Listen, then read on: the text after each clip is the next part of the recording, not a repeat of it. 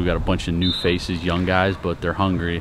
Like I said, Luke Beltovsky is gonna run up front as a sophomore, but when you see him in the weight room, he looks like a senior. A guy like Charles Rosser and Chris Gales and Terrance-Hollon, those guys get after it in the weight room, and they were there every day. So it's something that I think always comes back over to the season when that off season is as productive as we had one this year. Nick's the glue. When stuff goes wrong, I'm going to rely on him on the field to make sure, hey, it's okay if we throw an interception or if we have a fumble, if we have something go wrong. But he's the guy that's going to keep this team together and really be put on his shoulders as a 3-year starter. What was that like for you when you were stepped into a big role as a sophomore? That was very nerve-wracking. I mean, my first pass as a starter was a pick, so just looking back at it, you just laugh. But you know, you feel ready. I mean, if you trust that you're ready, you'll be ready. Do you feel like there's a bit of a chip on your guys' shoulders this year with, you know, guys transferring out and whatnot? Oh yeah, for sure. I mean,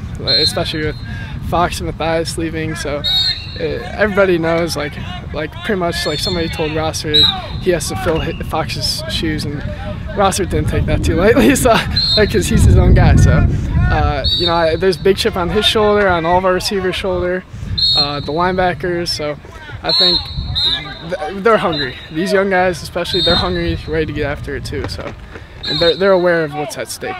There's a lot of chatter, people saying, "Oh, you guys lost all your best players" and stuff like that. But I think we'll be straight. We'll be all right. I mean, Chris is one of the most athletic receivers we've had. I mean, he's right up there with our top guys. I mean, he's got a ton of potential. So I think, I mean, we already have the timing. I've been throwing with him all summer, him and Rosser. So Terrance-Hollon, he's physical as anybody I've seen. So you know, these sophomores, they might not have the experience, but they're showing that they're ready to get after it. So that's really what's convincing me that I trust them. So they're very physical too. So there was that like cautious phase of like, I don't want to screw things up to coach yell at me, but then now they know the system, and they're coachable, man. Guys like Terrance-Hollon, you know, comes in here as a lot of potential, and he's lived up to it, and a lot.